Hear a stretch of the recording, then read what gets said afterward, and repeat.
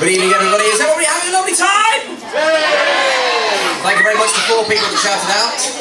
Is everybody having a lovely time? Yay! Very good. Now, I should introduce myself to you, just in case for those of people that don't know. My name is Dave, and I am the groom's brother.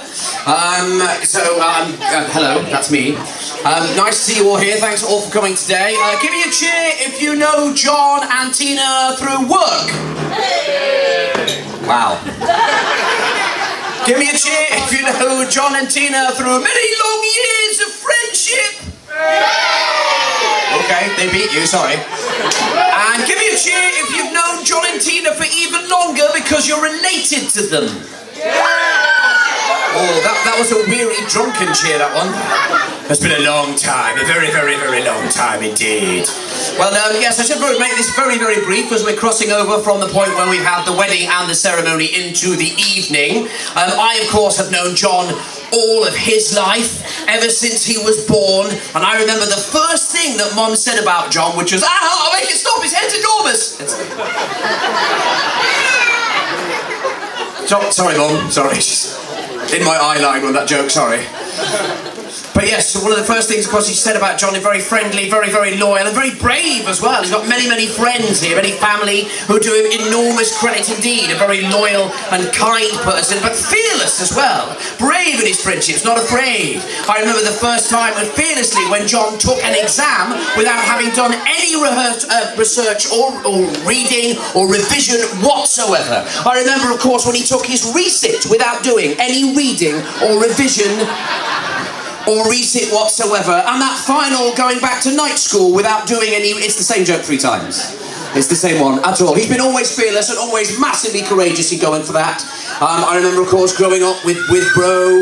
We shared a room. I've been sick on him several times. For those of people that have been to various different weddings that I have seen John speaking about me, you'll know that there have been many horrible incidents like that. John has always been very understanding. I was sick on him when he was asleep once.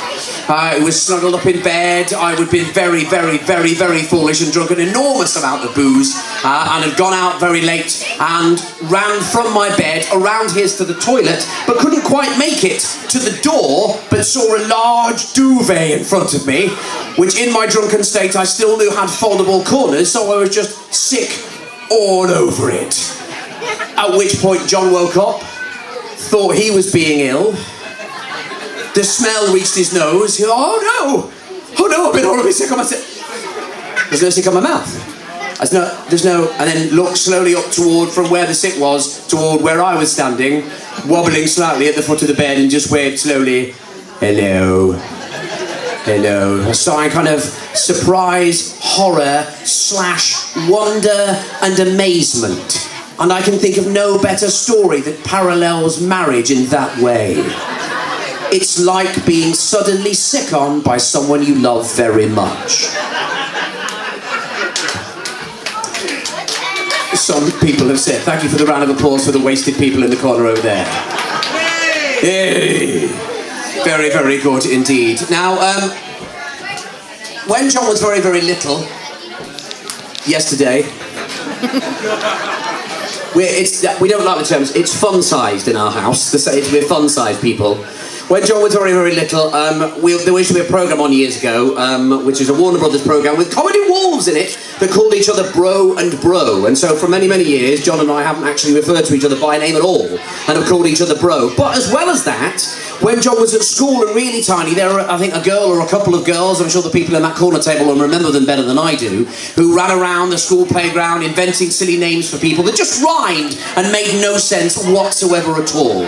And there was a Neil, the orange peel, there were things like that. I'm sure loads of other people had one, but John was called the Pon. John the Pon. For his 18th birthday, I got him a t-shirt with the Pon written on it, and it's nice and wonderful now that we can welcome into the family Lady Pon. Over there, lovely, I think Tina deserves a round of applause for her beauty. Look how fantastic she looks. Look at her! Look at her! Go, Lady Pon! She is absolutely amazing and absolutely lovely. It's wonderful. it's a scary thing sometimes putting together a best man speech. I wasn't quite sure what to say, so I researched the year of John's birth, 1979. Nothing happened. So I thought, okay, well, maybe I can look at the dangers of marriage, the excitement of marriage. What will it be like when they're married and maybe living together? Oh. Well, all right, what will be when they're living together and having a family? Oh. I wonder what it'd be like for Tina to be called Mrs. Cooper. Oh.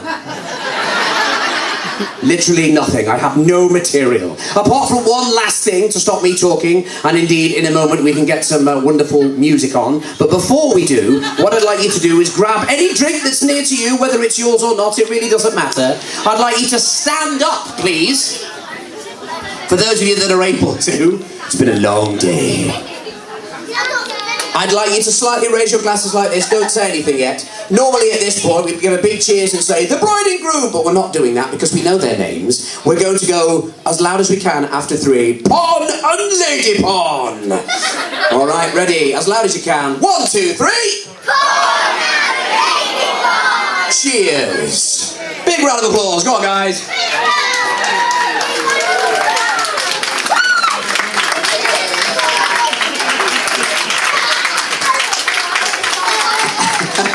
Now indeed it is time for something very, very important.